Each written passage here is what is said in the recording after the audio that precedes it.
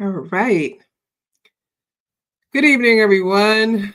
I am, oh gosh, we have to do this because, as the world crumbles, we will be here together. Let me make sure that I let people know that they can come, because, YouTube is so much better. Like, I appreciate it, right? Like, I appreciate everybody that is on Instagram. But we definitely have a better situation going on YouTube. It's easier for me to respond to comments. It's easier for me to do all these things. Just want to make sure you all can hear me, right? Everybody can hear me. All right. Um, so I have a lot of things that I'd like to cover this evening. And I where where do we begin? Oh my god. Okay. Oh god. Okay. All right. What's up, y'all?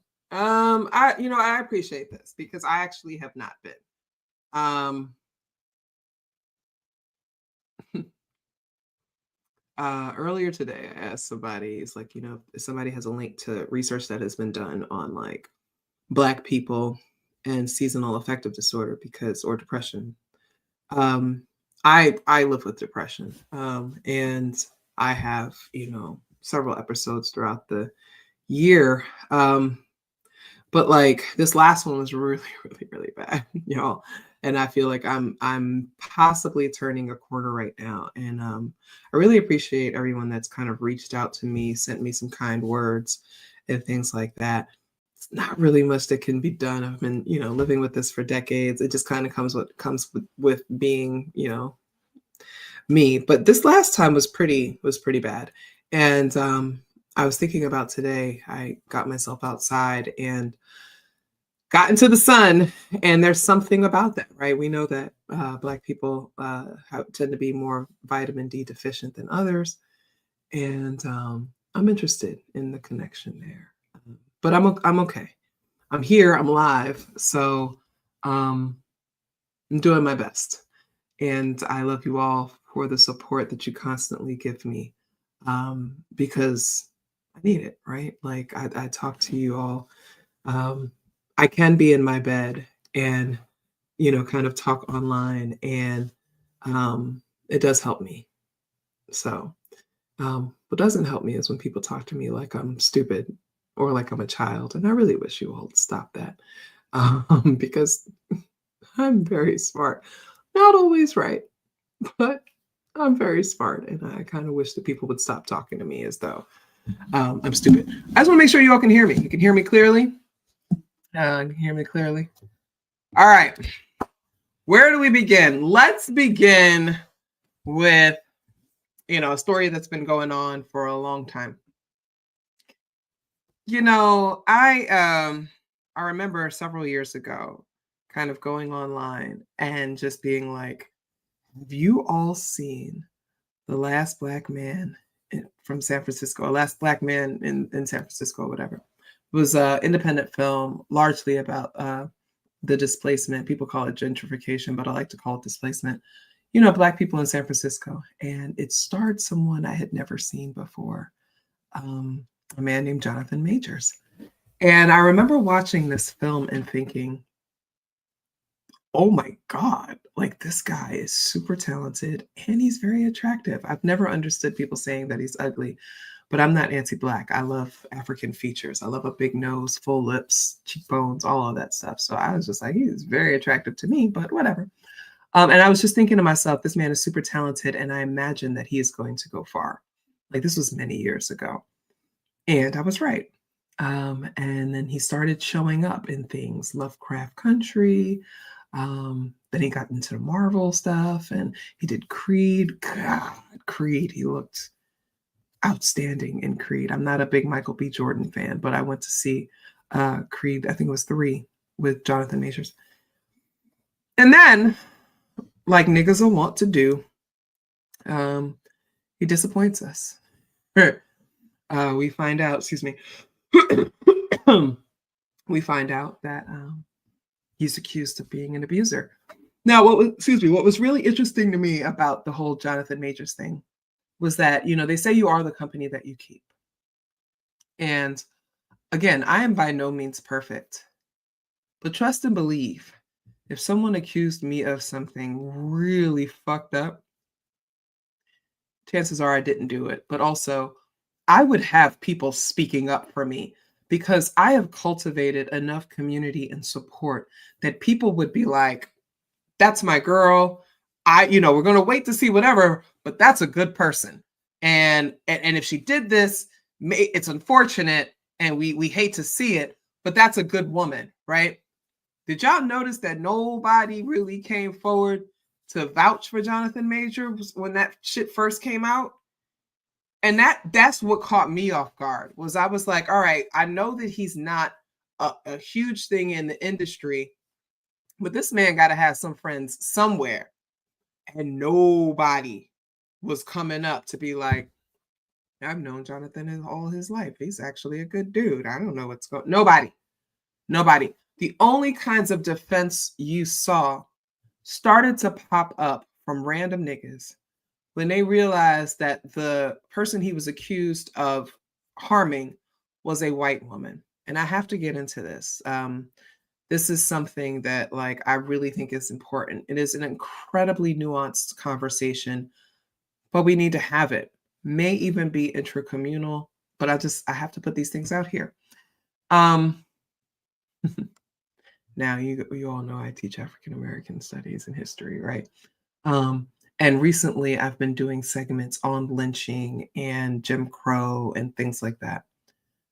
I fully understand the history and the legacy of people harming Black men because of accusations related to sexually assaulting Black women, touching Black women. I mean, white women. Oh, shit. Sorry. I wish they would be penalized for the harm that they do to Black women, but that's neither here nor there. I know that there's a long history there, right? But many Black men have been lynched because a Black woman, God damn it, I keep saying it. Because a white woman, see, my mouth don't even want to say white woman. No offense, white women, but it's been a long week. But because white women have made accusations against Black men, they've been hung from trees. They've had a lot of things. People always cite Emmett Till, and they don't even actually really know the full story of Emmett Till, but they cite Emmett Till, young man, right? Well, we understand that. So I understand that there is tension there. I understand that there's some harm, a lot of harm that has been done. I also understand motherfucking patriarchy. I also understand niggas. I'm sorry. For those of you who are not comfortable with that word, you can leave. I'm not saying the hard ER, as my son experienced in his school with his psychology teacher, who has not yet apologized for using the N-word in class. Well, that's another story. Niggas are violent too. And again, I can say it's colonization, patriarchy, the influence, all of that stuff. We can talk about that all day. I don't give a fuck. Right now, we're in 2025, and personal responsibility is the name of the game. And niggas like to beat up on women. Not all, because I have to say not all, because you simple-minded motherfuckers like to be like, well, not all of us, we don't all do this. You just hate Black men, and that's no. I don't actually hate Black men. I happen to think that my boyfriend is watching right now. Hi, babe. I love you. I don't. I'm raising a Black son. I have my Black father. I have Black brothers. Isn't that what y'all say? I don't hate Black women. I got a Black sister. Okay, right. But 11 years ago, I published an article in Time magazine in which I explored domestic violence, right? Why Black women continue to struggle with domestic violence. And all the research shows that don't nobody kill their own women like Black men. I'm going to say that again. Don't nobody kill their own women like Black men. Black women are 3 times more likely to be killed by an intimate partner than white women. And I understand that people are like, well, why do we always compare to white women? Well, we live in a fucking white supremacist society, right? Indigenous women experience higher rates of domestic violence. However, their partners, the ones where they look at that, it's white men. So white men, Indigenous women, white men tend to beat up on Indigenous women, the most. But if we're talking intra-racial, right, intra-community, don't nobody beat up on or kill their own women like Black men. So we have to be honest about this, right? Because if we're talking about liberation, if we're talking about freedom, if we're talking about how we move beyond the colonization and the harm that is done, we have to start addressing those issues, right? Okay. So with that said, Jonathan Majors was involved with a white woman. Now he's talked about his daughter. I think it's a daughter. It's a child. He's never revealed who the mother is. But from all the context clues that we get about him, Jonathan Majors has not dated a whole lot of Black women. He's largely been involved with white women. He's with Megan Good right now. A lot of people say it's a PR stunt, to clean up his image in the wake of being accused of beating up on a white woman, but whatever.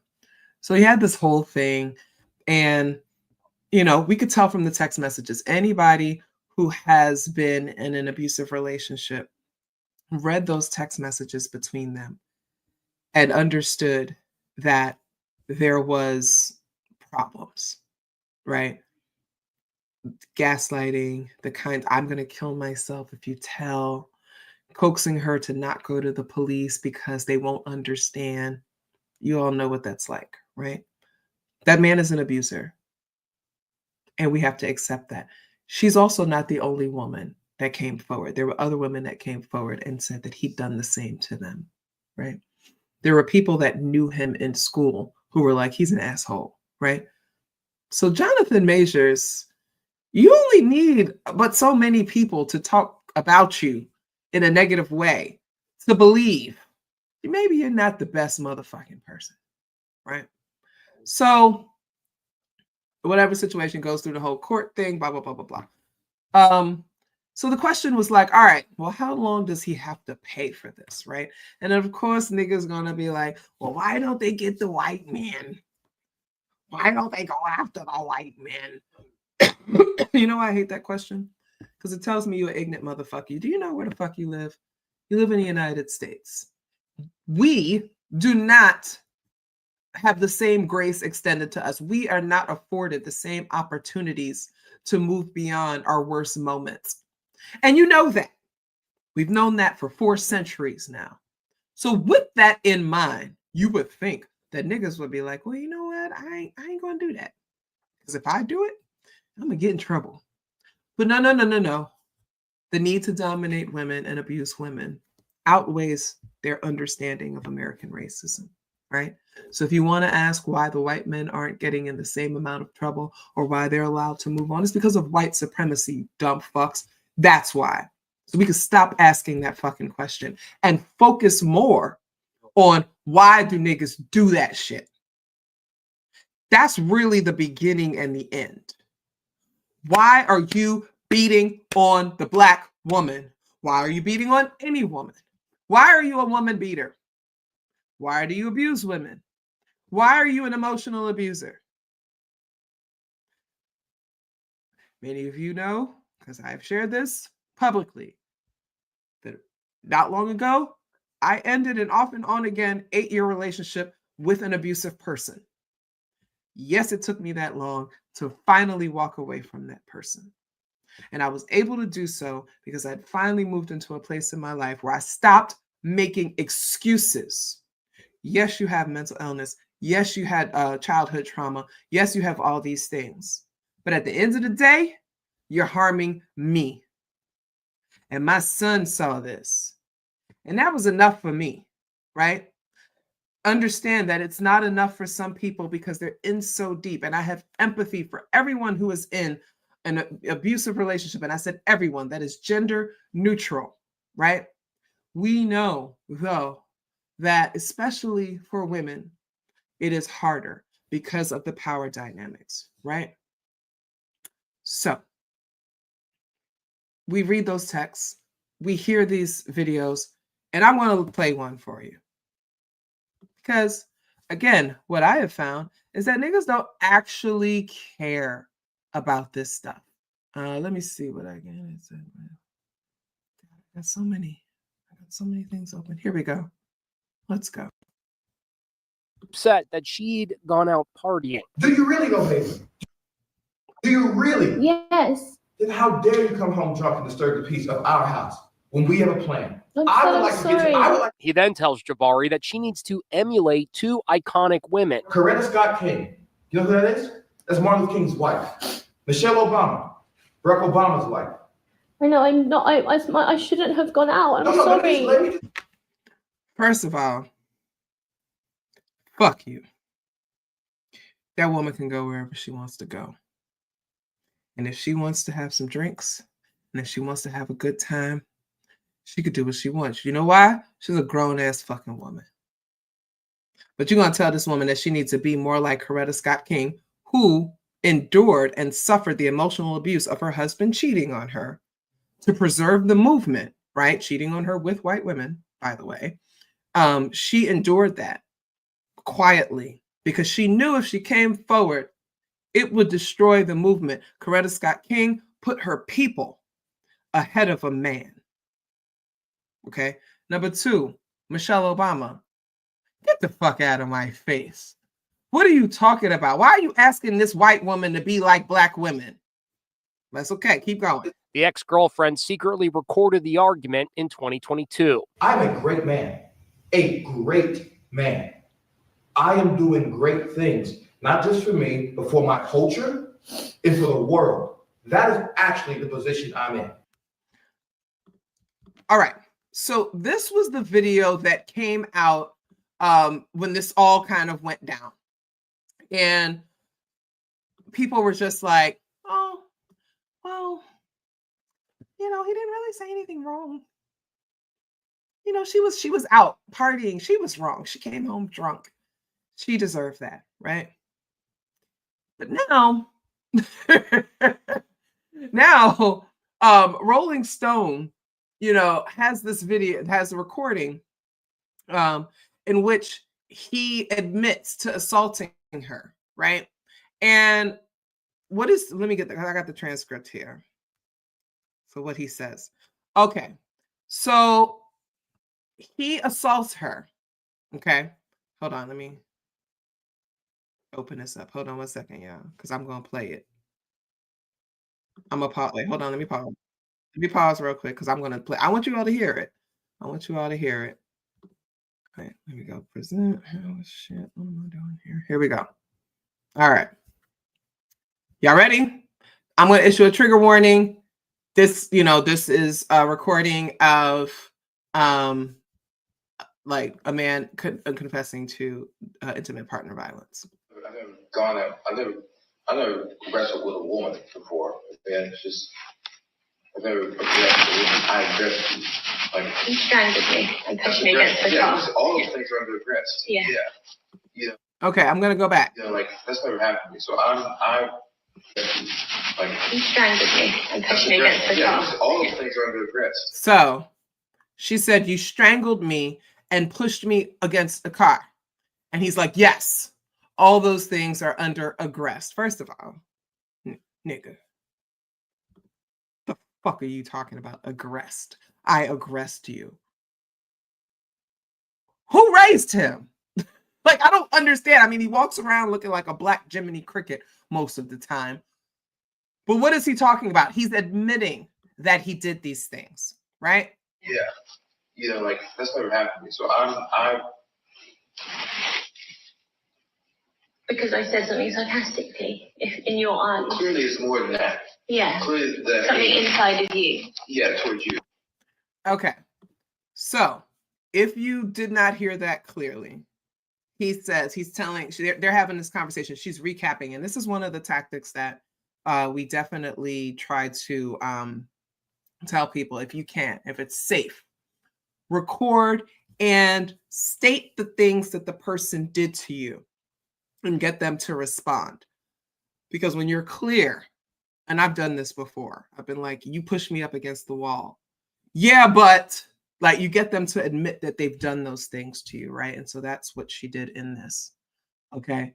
And in this clip, you hear he's admitting that he strangled her. Now, I've said this before, and I'll say it, I'll say it again for those who are new and have not heard me say this. That strangulation is the first indicator and the biggest indicator that a man is willing to kill you. Okay. And yes, I'm speaking in terms of men and women right now. I don't give a fuck. Get off your high horses. That is the biggest indicator that a man is actually willing to kill you.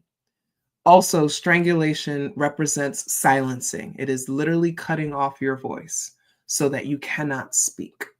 It is, sometimes they'll say it's a crime of passion or whatever, but no. When men strangle women, it is to silence them if they're not trying to kill them completely. And the killing by strangulation is because they want to silence them permanently. Jonathan Majors is a monster. Full stop. Okay. And in this clip, he's admitting to it, right?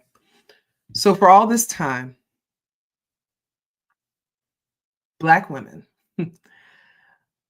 had to deal with listening to Black men vehemently defend this man simply because the victim was a white woman. And I discussed this earlier on Threads, and I said, and people, get upset, but I actually don't give a fuck. A lot of Black men, if not most, get with white women not because they are attracted to them, not because they love them or care about them, but as a fuck you to white men or a fuck you to Black women, because so many Black men are walking around hating their mothers for making them Black. Again, we are a matrilineal people. Our slave status was determined by our mothers. There are a lot of Black men who are walking around unhealed and experience racial terrorism and blame their mothers for making them Black, in part because their fathers are not around to catch the blame, but in other part because they, this idea of coming from the Black woman. You're responsible for the fact that I'm Black. You're responsible for the fact that I have to deal with this shit. If you look at Jonathan Majors, someone who had major anger issues, and he's talked about this. I don't know if you all have paid attention. He's talked about this. He grew up fighting because of his paternal abandonment. And I would wager because of his very much African features, had resentment for his mother, towards his mother for making him Black, but also probably for the fact that his father was not there, right? Because in a patriarchy, this is from my dissertation, in a patriarchy, a father figure, a husband figure legitimizes a family. That is not true in cultures where the mother is the center of the family and the community, right? So in a patriarchy, the absence of a father delegitimizes the family. We have been forced to buy into this idea that if the father's not there, then the home is broken. That is not African. That is not how we do things. That is not how we have done things for millennia. It is through colonization that this became an issue. So he grew up angry, resentful, and he was fighting. He got into a lot of fights, right? This is a man who is primed to not only primarily date white women, but also to be an abuser of women. And so we have to have these rather sensitive conversations because there are a lot of Black men walking around with a lot of resentment. And they're getting away with abusing women because their targets are either Black women who have cultural solidarity and don't want to report them, Black women who believe that if I call the police, they won't help me, right? Because the media almost always depicts domestic violence between Black people as a fight, which a fight connotes even footing.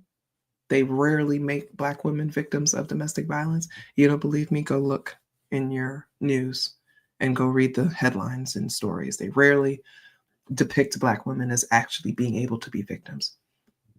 Or they're white women who understand the racial dynamic and don't want to come forward, probably because their parents and their families don't approve of her being with a Black man to begin with.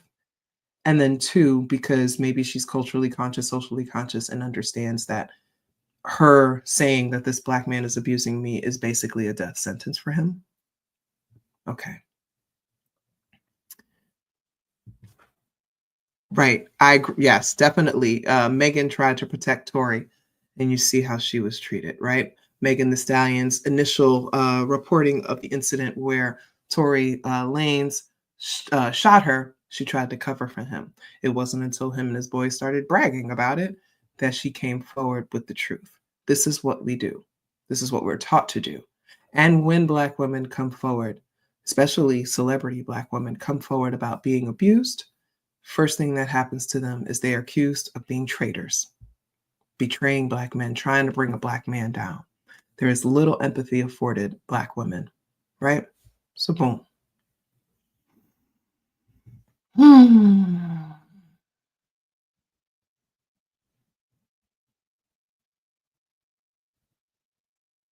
Jonathan Majors is a piece of shit. He is. And today we had, what's his name? Isaac Hayes III. Apple didn't fall far from that tree. Suggesting that this video is a deep fake, that it's AI, because he has a movie coming out or something. Niggas will always find an excuse. Remember how Bill Cosby was supposed to be buying NBC, even though Bill Cosby doesn't have enough money to even be in the room to have a conversation about buying NBC?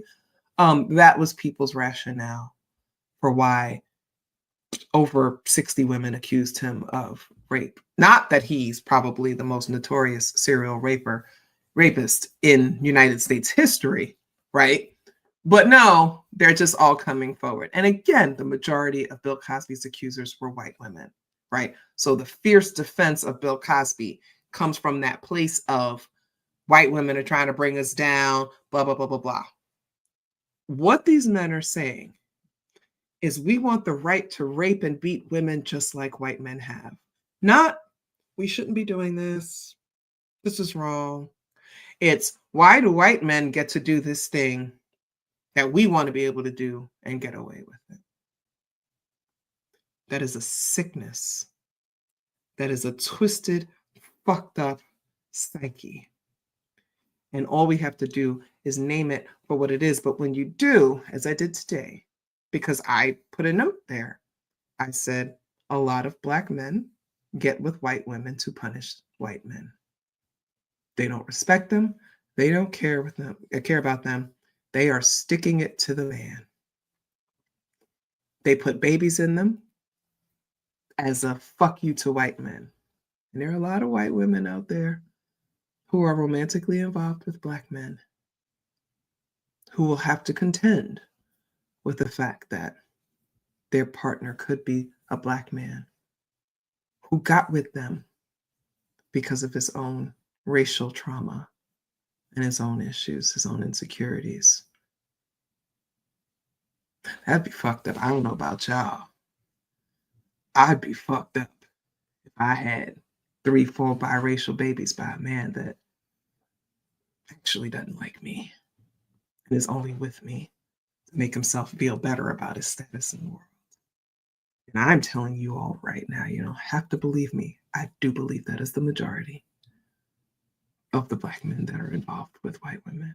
And what's my proof, right? Okay, so what's my proof? So no, it wouldn't be a fetish, because a fetish, there's a difference between a fetish and a kink. A fetish is actually something that is required for you to achieve sexual satisfaction. People get those words confused all the time. No, it's a fixation. right? It's one of those things. But it's most of them. I'm sorry. Like, I know you don't want to hear that coming from me. I don't actually want them because I don't want a man that's like that. But because of white women's feminism, especially second wave, a lot of second wave feminists partnered with non-white men. Because remember, the white feminist, her fight is only with white men. Hers is strictly a gender fight. She don't have nothing else to worry about. Black feminists, we are thinking about class, gender, race, all those things. White women, it's just we're anti the white men's power. So a lot of white feminist women will partner with Latino men, Black men, Asian men. Oh shoot, I got my nose dry. Sorry. Sorry, I be having the dry. I'm telling y'all, whatever. Anyway, they'll do that because that's how they maintain power in their relationships. Oh, please, please, please, please understand that white women fully understand the power that they have over the men they get with when the men are not white. Many of them know that they are a prize. Indian men, like Desi men, Mina men, Black men, Latinos, Indigenous, they know they're the prize. And so they capitalize on that because that's the way that white women can maintain power in their relationships. Now, again, I'm not saying, there's some righteous white women out there. There's some brothers who are just whatever. But please understand that, I'm sorry, but the majority of white feminist women who are involved with so-called men of color do so to maintain their power. I mean, just kind of is what it is. And that's okay. You got all these fucking beige babies out here, right? Look at the goddamn NBA right now. It used to be all these chocolate brothers who had explosive power and were dunking and moving down the court super fast. And now we have very boring games that nobody wants to watch because they have mated with white women and had all these fucking beige babies. Okay, I'm gonna stop.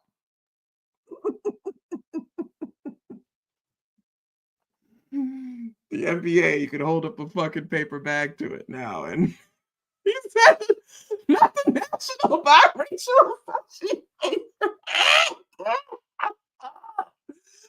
This is why people like LeBron. Because, whatever. Again, I'm not being racist here. I'm just speaking facts. Like, are we going to fucking talk about this or not?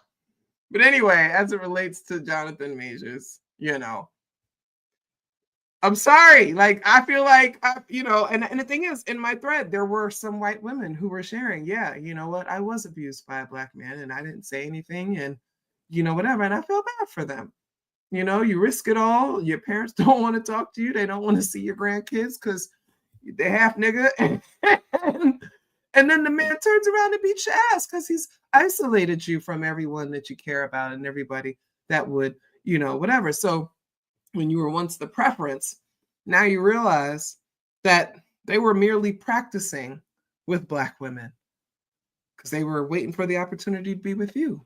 And so now they're treating you like that. And I'm sorry, like, that's not your fault, but it is what it is. It's fucked up. So, that's just kind of where we are with things. But anyway, that whole Jonathan Majors thing is fucked up.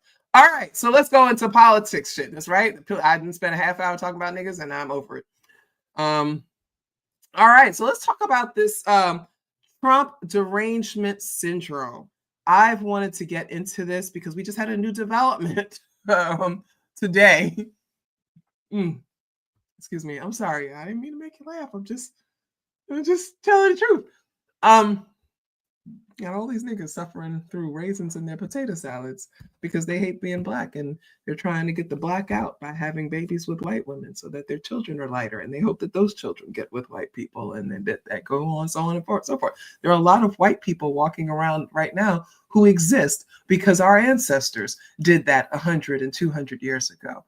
They were raped by a white man. They had yellow ass babies. Those yellow ass babies were raped by white men and they had super yellow babies. And then those yellow babies could pass for white and they sent them and their yellow asses to go and mingle with the white people and pass for white. And then they had babies. And now you're down to an eighth and a 16th, and they no longer exist. And I bet you some of them same motherfuckers were standing there fighting against desegregation in the schools, not knowing that there's a 8th nigga.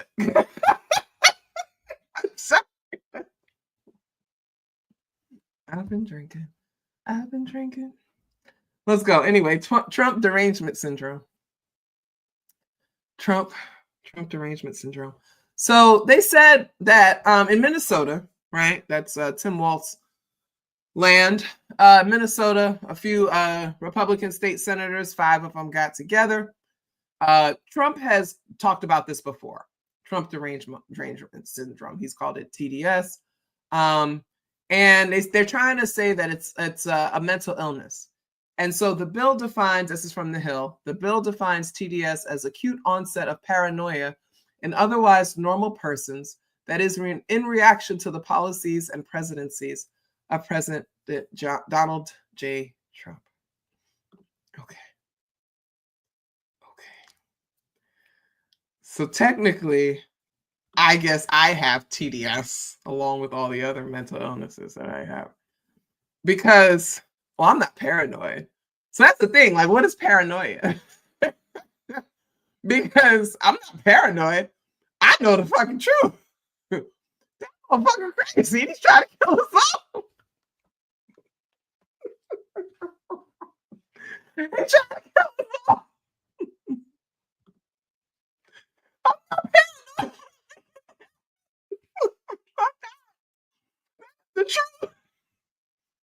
He's trying to kill your grandmother. He's trying to kill you. He's trying to kill your children. He's trying to kill everybody's children overseas. He wants us all dead. We're not paranoid.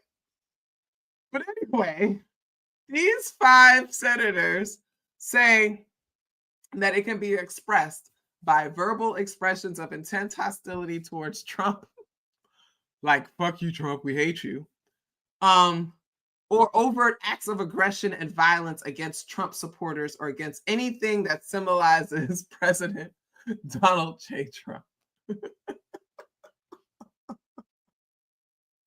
If you speak out against Donald Trump, you must be deranged, right?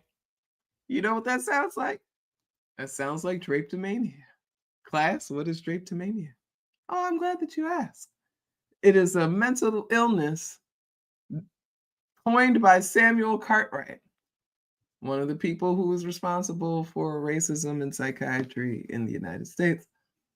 He said that if an enslaved person had a desire to or made attempts to escape slavery, he was mentally ill. Because why would you run away from being tortured every day, starved, beaten, shackled, raped, sodomized, castrated, all those things, eaten, because, white people used to eat black people's flesh. Why would you want to run away from that? You must be mentally ill. Sometimes I teach this stuff and I have to pause. Because white people are crazy. White people are crazy. Not you, good white people. Not you, Ike and Katie and Ryan. We like you. Y'all are okay. But white people are savages. So now they've decided that if you speak out against him, you're deranged and it's a mental illness. But wait, everyone. There is more to this story, as we found out today. Let me share my screen. Because white people are extra savage. You see this man right here, Minnesota State Senator Justin Finkel. I'm sorry. Okay, I'm here.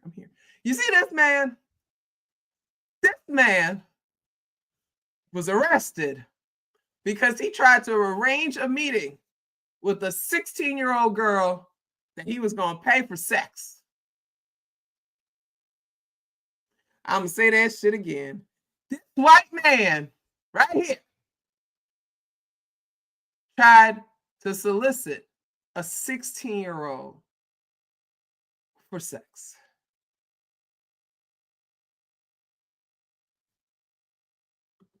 Okay.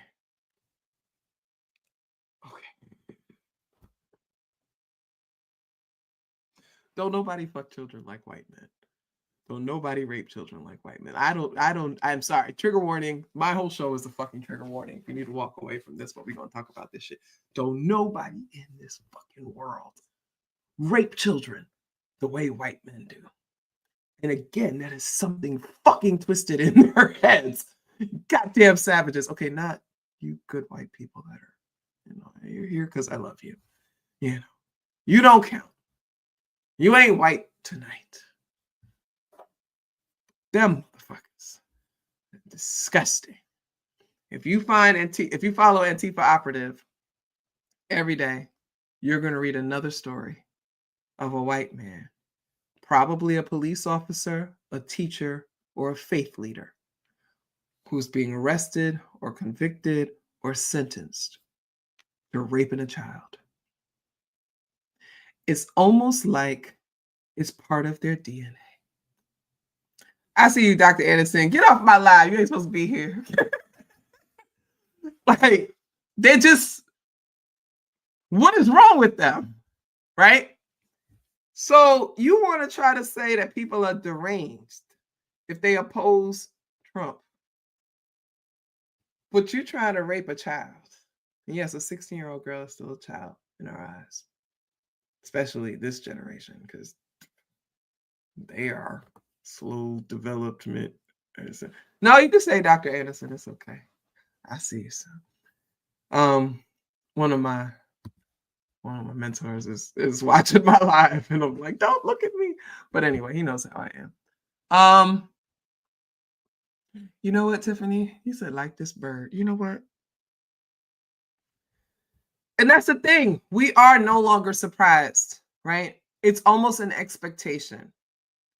And you would think that given the tendency, given how frequent and how common it is for white men to be found guilty of raping children, you would think there'd be some kind of provisions being made. You would think that there was some effort to screen white men, to develop some kind of psychiatric assessment tool or something that they could be run through before they're given positions to work with children. It is that bad. It is that much of an epidemic. White men raping children, that you would think that before this white man becomes a coach, before he becomes a teacher, before he's allowed to be a pastor, let's just run him through this system real quick. Just real quick. Let's test him. See how he responds to these pictures. Because I'm telling you, if we did that shit, we'd find more of them. And we would save more children. Yeah, I'm not even going to talk about the Catholic Church, right? In my theory, I could be totally wrong. I got my tinfoil hat on today. I could be totally wrong, but my theory about the disproportionate number of violent pedophiles within the Catholic Church is that there are so many of these men who have this in them, and they seek refuge in the church to try to stop them. But because the church basically facilitates it, they end up acting on these things that they feel. And again, I'm a retired mental health social worker. I do believe in recovery. I believe that anything is possible for anybody. I understand that people don't want to work with pedophiles. They have an 80% likelihood of, hurting people again, in part because none of us are willing to work with them, right? And I'm sorry, I'm not like being an apologist, because whenever I talk about this stuff, people say I'm being an apologist. And I'm like, no, I actually just care about victims and survivors. And I understand that when people are harmed, you have to kind of look at, well, why are they being harmed? And what can we do to stop the harm, right? But because so many professionals refuse to work with them or can't stomach working with them, they are not getting the support and the help they need to not harm people. And I'm not blaming us. But also, like okay, anyway, I don't want to get into that because then you're all going to say that I'm defending, and I'm not.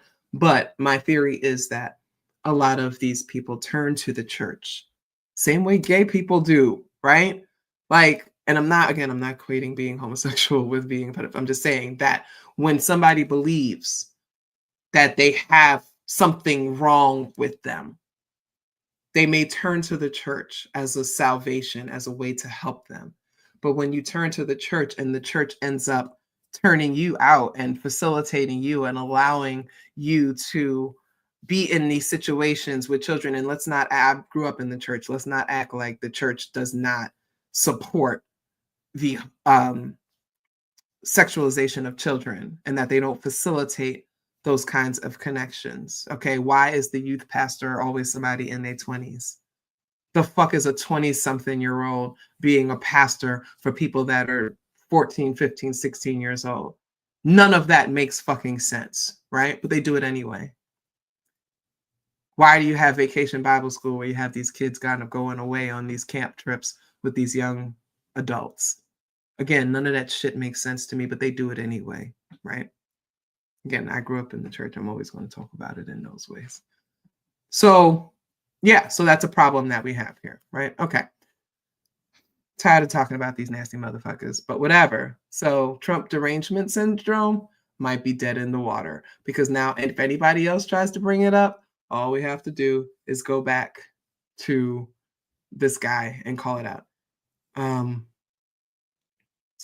Somebody said, have we done that type of screaming with any other demographics? I don't know. That's a good question. I don't know. Dr. Hall was here. I don't know if he's still here, but yeah, that would be our resident clinical psychologist. He could weigh in on those things. I don't know.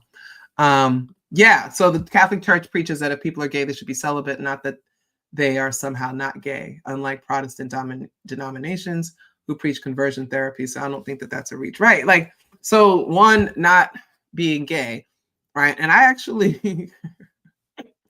I wonder how many of the people who end up harming the children are actually pedophiles or hebephiles, or they're just gay, right?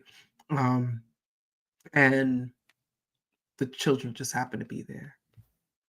Again, we live in a society where the majority of like porn genres are all about barely legal, family, really fucked up things. Border Patrol.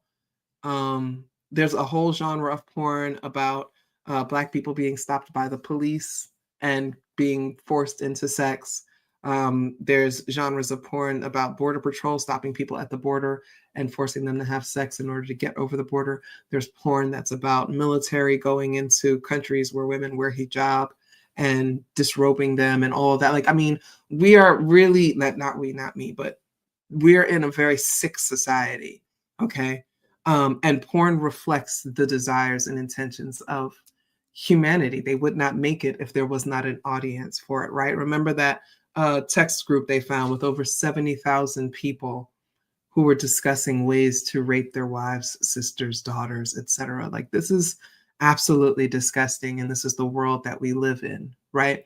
And so I think because of social media, I think because of these devices and being able to record things and the 24-hour news cycle, we're learning more about it. But no, I've come to accept that the majority of these people are fucking sick. And so that's why I be in my house. All right. Let's talk about our girl, the gaslighter in chief. God, I hate this woman so much. Okay, hold on.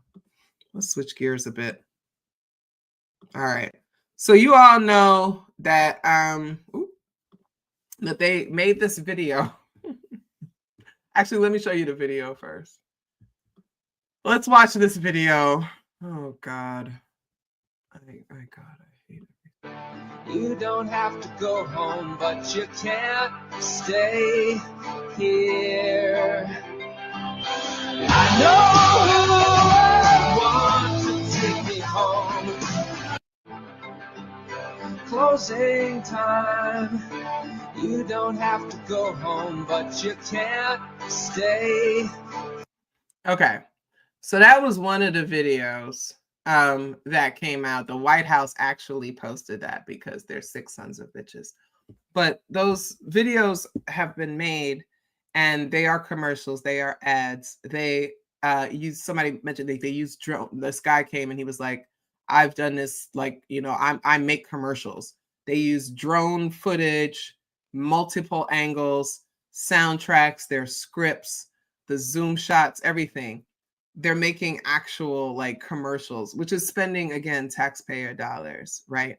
So she's talking about it here. I want you to listen to her talk about this. This deportation order. Yes, illegal aliens who were deported. 137 of those were deported under the Alien Enemies Act. 101 of those were Venezuelans removed via Title VIII.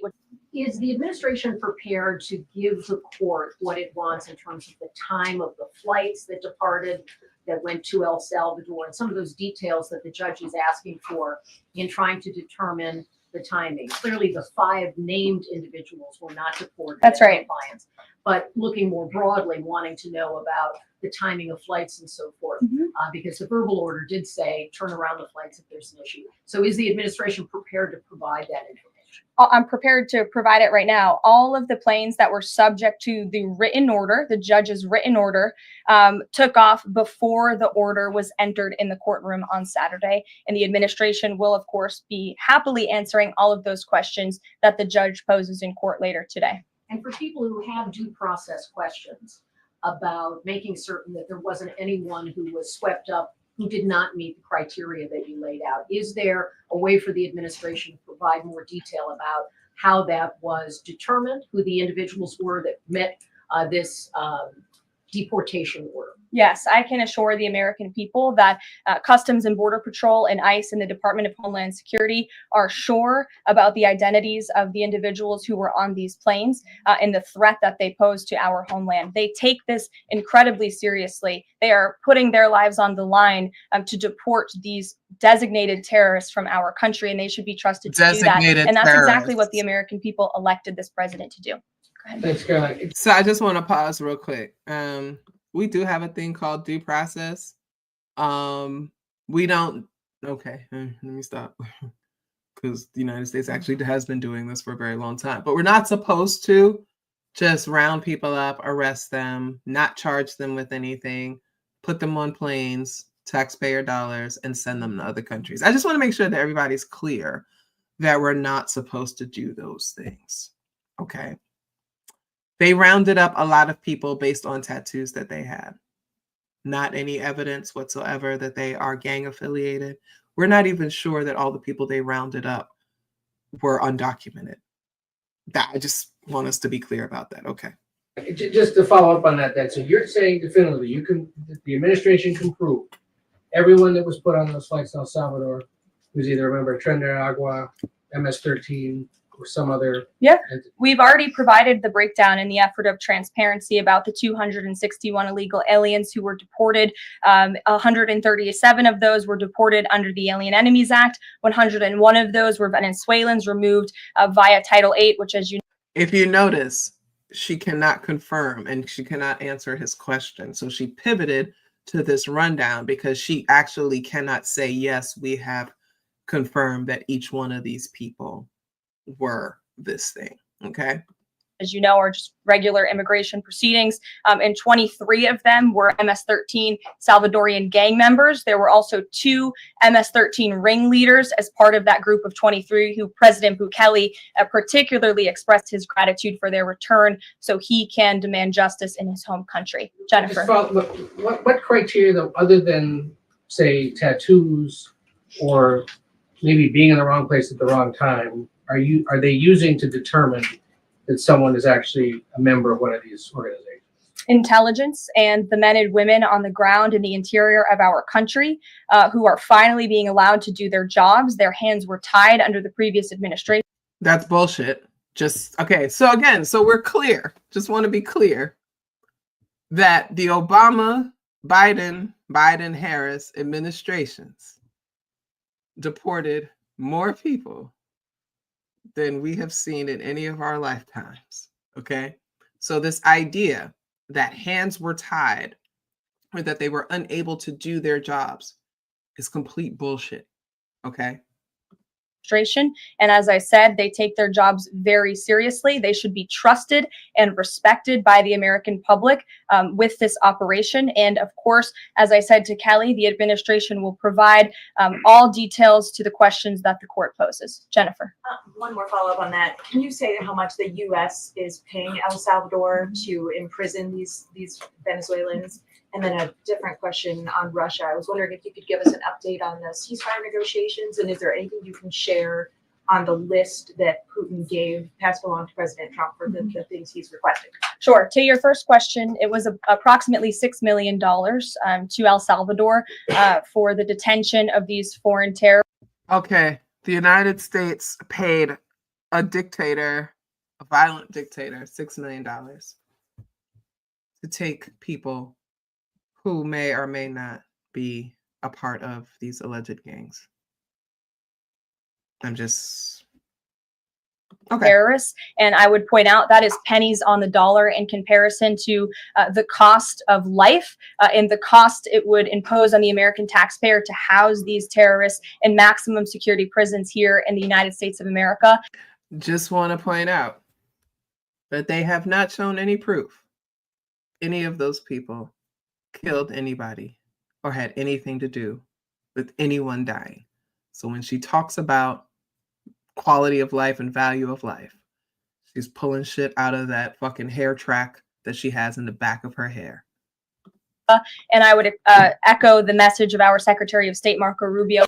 I'm sorry. I just want everybody to kind of point out that her hair bump in the back is extra lifted today.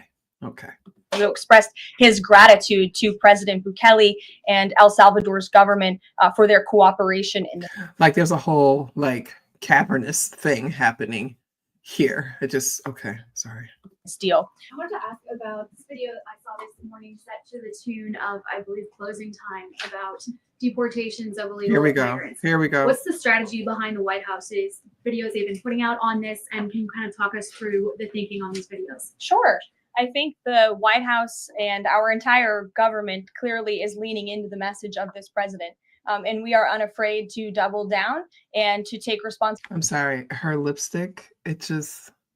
Listen, yeah, I know I've been drinking, but like, she got an extra lip and it's like super shiny.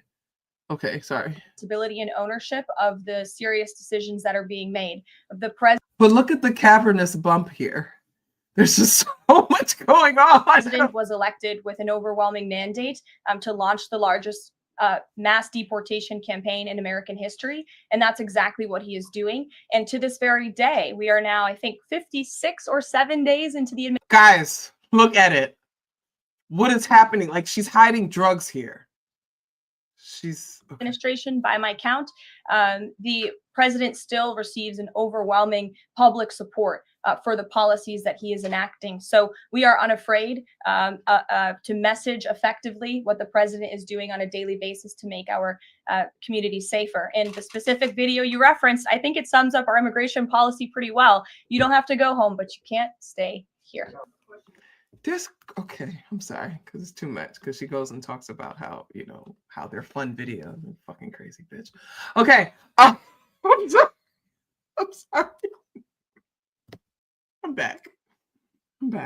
I'm with you. I don't think that the public support is in the room with us. It's not.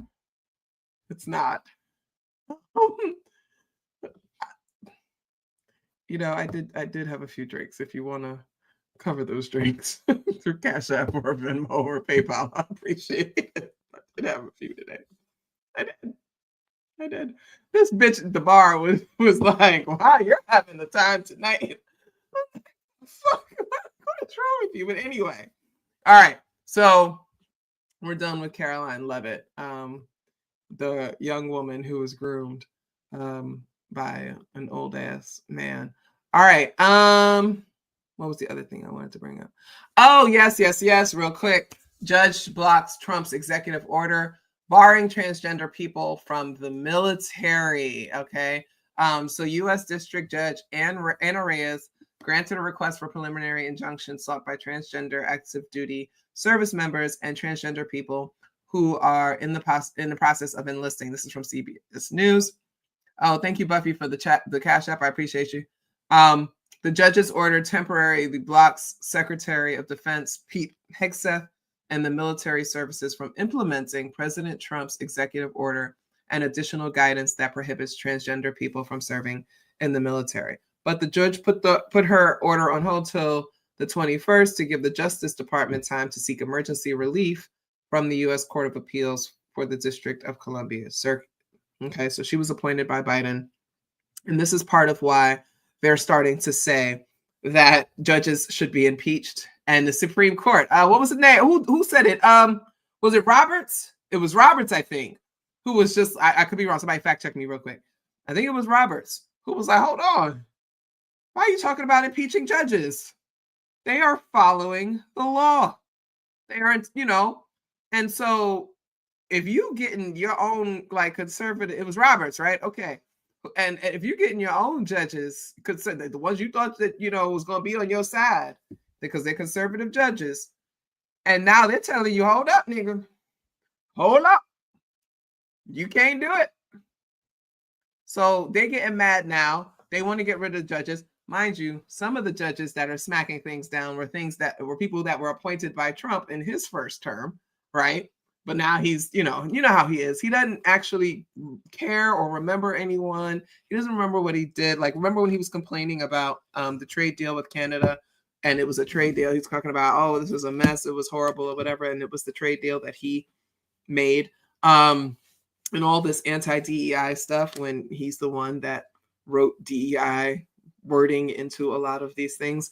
Yeah, so that's that guy. So again, I keep telling you all, we cannot trust anything that they say. We cannot trust anything that comes out of his mouth, out of any of their mouths. They are liars by default. That is what they do. They lie, they gaslight. They will have you thinking that you're crazy, that you don't remember the things that you heard, that you don't remember reality as you lived it, right?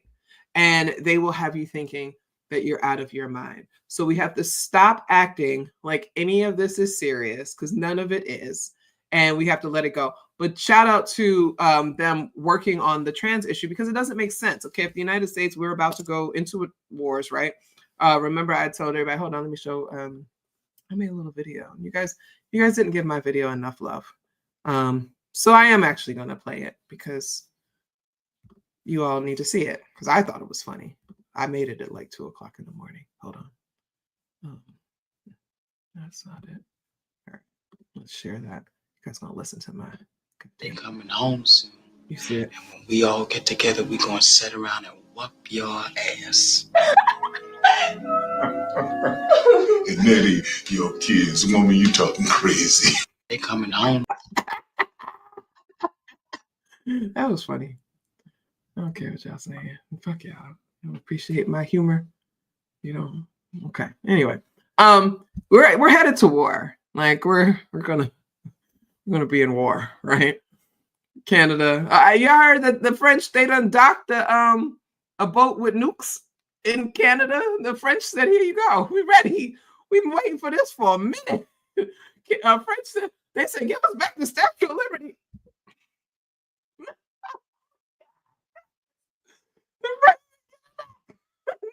You don't know what liberty is. Give it back. Look at how these colonial powers are treating a black woman back and forth like that. But yeah, so the French have parked a boat, a submarine with nukes in it. And Mexico, we're gonna fucking go. What can we do with that? We're cooked. We are are cooked. We're done. It's a wrap. Hug your loved ones. That's why I drink every day. Enjoy it. What are we doing? Oh gosh. Oh gosh. Yes, right. Trump wants to draft kids to invade Canada and the kids start transitioning to avoid service. Yeah. Do it. But Trump was like, everybody's transgender. I was like, really? I would never want to be a man. Are you shitting me? I would rather die. No disrespect to my trans brothers. I love you. But I would never want to be one of those people. But anyway, and France. I mean, Mexico and Canada got France. And again, remember that Russia don't give a goddamn about the United. Russia hates the United States, which is why this is why watching Trump talk about Putin and he's fine and no. He's ready. He wants all of Ukraine. He wants all that land back. He wants it all back for Russia. He wants to go back to the USSR. He wants that land back until he dies. North Korea, dude, I don't even want to say his name. They cut me off of here, whatever. He wants all of that territory. The Chinese, they want everything. They want Taiwan. They want all those things over there. And the United States wants all of North America, right? That's what they want. Like these global powers, these short dick men, all want to have these massive land mass because that's what makes them feel better about life, right? Because nobody likes them. They don't have friends and, whatever. So, yeah, we're fucked. We're pretty fucked. So, yeah. So, shout out to everybody that's in the chat. I appreciate you all. I know you're from all over the place. So shout out to trans folks. I have my own views on the military. I do not respect military service. I do not want anybody to be a part of military service. I'm not one of those people that's like, salute the troops. My dad was in the Air Force for 31 years or whatever. People do what they got to do. I get it. But I'm 100% against the United States military. It is how the United States maintains hegemony. It is how the United States destroys millions of lives around the world. We have occupied more countries. We have more military bases in the world than anybody else. Everybody wants us to get the fuck out of their countries. This is an opportunity right now. They see with Trump at the helm and him being as deranged as he is, all of these countries now are just like, we got to act now. We have to seize our opportunity. So we can expect that countries will align with Russia, who has more nukes than we do. They will align with Russia. They will align with China, who has a pretty strong military. They will all pair up to come and take the United States out. And they will not care how much of us they kill. It'll be what have you, our military. The numbers are low. They relaxed. Also, Hegseth wants to bring back the standards, so to speak, because they relaxed a lot of them because they were having recruitment issues. Why were they having recruitment issues? Because Gen Z is entirely too fat and mentally ill to serve in the military. I've talked about this before. I don't say these things pejoratively. I'm just saying them as they are.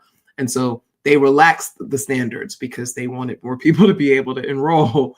But now Hegseth is saying we need to go back to the standards that we have. People are not going to look sloppy. They're going to be sharp. They're going to, all these things, wants them to cut their beards, cut their hair, all that stuff that they kind of relaxed before. Now he's focused on that. Not the fact that you probably need, at least 100,000 more people than you currently have. But hey, you want to get rid of trans people, you want to get rid of the fat people, you want to get rid of the mentally ill people. Okay, cool. Whatever it is that you want to do. I hope the entire military is decimated. I hope everybody leaves the service, but they won't. I understand that it is a pathway for people to, make money and have middle-class life for their kid, all that great stuff. I understand. I have USAA benefits. Shout out to them for helping me through my car situations that I had at the end of last year. Also, fuck you. Sorry. Look at them psychology tests for the Marines. Okay. Them niggas are killers. They are savages. They are psychotic. You have to be psychotic to go into a village and kill children. That's what the military does. So I just want to remind people of that. You know, people were arguing with me. Going, well, they don't know what they're getting into. Yes, they do.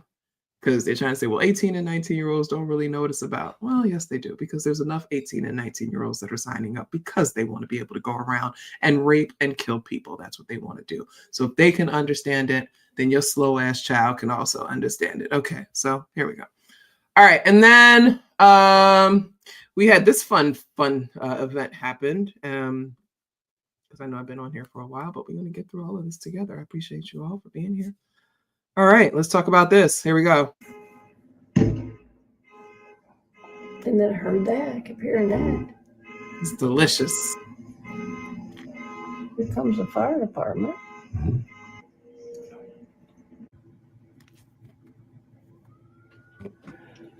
Oh, yeah. I have to look at it.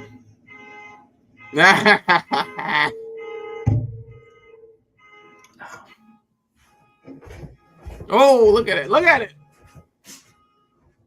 Burning and shooting them. Okay, so in there's been around the world, there have been targeted attacks on Teslas, and ones that are owned by or being paid on by individual drivers, but more so on the actual Tesla dealerships. People who got into selling Teslas did not imagine that this would happen. They thought it was the wave of the future. They thought it was going to be a good idea to invest. And hey, I'm going to be a Tesla dealer and let's do this. Oh, absolutely not. People are rebelling against. Thank you, Jessica Raphael. I appreciate you for the Cash App. Thank you. They thought that was going to work out, but now it's kicking them in the ass because people are setting these Teslas on fire. But not only in Vegas did they set them on fire, they started shooting them up. Yikes. Can you imagine? Can you imagine that the fleet that you just bought is now all burned and shot up? Well, you shouldn't have fucking bought it. We knew who Elon Musk was years ago, so I don't even know why he's still doing it. But you notice, when was the last time we heard from Elon, y'all? Now I try to keep my ears to the streets, but we went from hearing breaking news about him like 2-3 times a day. We haven't really heard much, haven't seen him much either. You know why? Because his net worth is tanking. Because so much of his net worth is tied up in Tesla. And Tesla stocks are plummeting to the point where they're no longer going to, the cars themselves are no longer going to be insurable. Because so many of you wonderful, wonderful rebels are attacking them. You are spraying swastika on the tanks. You are bashing them in. You are destroying them. I feel sorry for the people that bought them, but by now you've had plenty of time to sell your fucking Tesla or trade it in and get another EV, and choosing not to. And those of you who are adamant about keeping your Tesla, I get it. But also, you have to understand that the people are upset. And this is what happens at the beginning and the middle and the ends of revolution. And you are susceptible to being harmed. I'm sorry. Like, okay, I know there's some pretty decent people that have them, but also, sorry, we're in the middle of a revolution, y'all. You got to pick a side. You got to pick a side. And so he said he gone because he only got one suit. And Hillbilly was worded. I know that JD has no need to be talking about anybody because that man can't find him. As short as he is, he can't find a pair of pants to reach his ankles. And that is funny. Okay. And his wife, and I think she be trolling him because his wife lets him go outside looking like that. And we all know that the majority of these men out here rely on their wives to dress them because they're fucking toddlers. She lets him go outside in those ill-fitting suits every single day. But then she also often looks like somebody just used her to sweep a floor. So, I mean, one of the most homely looking couples I've ever seen in my life. Just like, do you know that you're the vice president and the second lady? Like, did anybody give you the memo? It's kind of like when I go to my son's shows and like the white moms kind of come and look like they just came from hot yoga or they just rolled out of bed. And it's like, do you know that you're coming to a performance? Like, do you not think that you might want to put on some decent clothes and maybe shower, maybe just a little rouge on your face, a little something? No, you didn't think that? Okay, sure. you know, and that's every time that I see JD Vance and Usha Vance. I'm like, wow, you guys have never gone out anywhere, have you? You don't do things. That's why you got booed at the Kennedy Center. Because you look like whatever. Anyway, so all right, so the Teslas were there, and then finally, they were talking about the JFK files being like released. Just so y'all know, it ain't much in them. Like I was looking through, and it's like that. It's not much. We're not learning much of anything. And I'll show you if you really want to see. Hold on, I can show you real quick. But they made this whole thing, right? Oh, hold on. They made this whole thing about like releasing the JFK files, you know, and all this stuff because Trump, as a distraction, right? The whole thing was like, you know, oh, the people voted for me because they wanted the JFK files. Who the fuck voted for him because they wanted the JFK files? You know what files we wanted? The Epstein files. We want the Epstein files that show that you are a pedophile and that you are raping underage girls. Yeah, that's what we want. We want to know that all those times you flew to Epstein Island, that you were doing that. But you're not going to release that. And so this is a distraction. The JFK files, the MLK files, as redacted as they are, they don't really show much of anything, but they're all a distraction because they don't want to release the Epstein files, and that's fine. So that was also what happened. So yeah, I mean, there's been a lot going on, y'all. Oh, Israel is bombing Gaza again, and trying to pretend that the ceasefire is still existing. I just want to remind everybody for the last 75 years that Israel has not honored a single ceasefire. They have been continuously harming the people of Gaza. The reason Hamas exists is to resist against that. I don't care what anybody says. They can try to sanction me all they want. They called Dr. King a terrorist once too. They called Mandela a terrorist too. They called Malcolm X a terrorist. Anybody, the Black Panthers were called terrorists. Any organization or individuals that fight against a fascist regime, a fight against colonization, fight against occupation, fight for the liberation of their people, they will call them a terrorist organization. But that's whatever. That's a aside. October 7th happened because just a couple of weeks, I believe, or either it was a couple of weeks or a couple of months, please fact check me, Israel had broken the so-called ceasefire that they had and killed about over 240 Palestinians. It didn't make Western news because that stuff doesn't make Western news, but Israel had just broken the ceasefire and killed hundreds of Palestinian people, which is why October 7th happened. Also, we know that many of the people that were killed on October 7th were killed by Israeli forces. So when we talk about the truth and we get about the truth, then we get the truth, right? And so this idea that Israel was honoring a ceasefire, they never do that. Netanyahu is determined to exterminate the Palestinian people. Israeli children are raised to believe that they are nothing more than roaches. They do not see those people as human beings. Their teenagers and young adults make TikTok videos mocking them and making prank calling families, Palestinian families, giving them hope and then hanging up on them. They dress themselves up and do their makeup as though they were Palestinians that were dead. This is what they are raising. These people are savages. And I don't give a fuck what anybody says. That is not anti-Semitism. That is the truth. These people are horrible. And they treat the Palestinian people like they are not human beings. So we are still in solidarity with the Palestinian people. We are still in solidarity, not just with the children and the women, but with the men as well. Everybody that is there, all the queer people, all the trans people, all the Black people, everybody, all the Christians, everybody that is there that is suffering under Israeli tyranny. We are in solidarity with them as we have been for years, okay?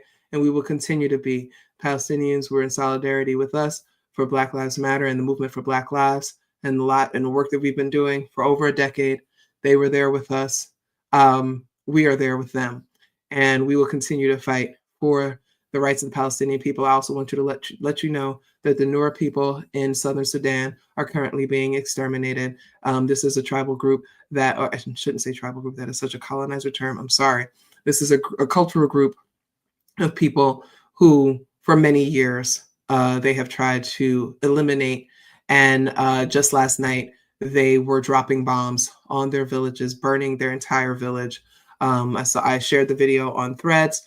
The attempt is to extinguish these people from existence. They do not get the attention as many others because they are African people, because they are dark-skinned African people, because we do not think that we can get any resources from southern Sudan. Therefore, we do not care. But I need you to understand that the conflicts that are happening in Sudan, the government is funded by the UAE. So all of you that keep going over to Dubai and all those places and your Dubai blackout and all that bullshit, you are pouring money into the people who are funding the efforts to exterminate these people. My friend was on Facebook posting about it, rallying cry, asking for people out there, please house these people. These people are running for their lives. They have nowhere to go. If you remember Rwanda and you remember how the United States did nothing, thanks Bill Clinton, this is the situation that is there. These people are literally running for their lives. They have nowhere to go. They have burned down their homes, burned down their villages, and these people need to hide. Okay. And so they're calling for allies and other supporters to open their homes. If you think that that is so far removed from us, wait until we're doing the same thing here in the United States. Wait until they start doing that birthright citizenship stuff. As you can see, they are disappearing people who are here legally. They are disappearing citizens. They are locking up white people who are visiting this country, okay? They are working to change what birthright citizenship means, okay? So if you don't think that that's going to be happening here soon enough, you are naive. And I need you to get it together. I need you to prepare to take people in. I need you to prepare your communities to house and harbor people, because that is what's next in the United States. And if you don't believe it, you're not paying attention. All right, everybody, I love you very much. And I wish you all the best. We are here. We are in solidarity. We are in community. We will continue to fight this. We will continue to keep each other informed. We will get through this together. I love you all. Have a great evening.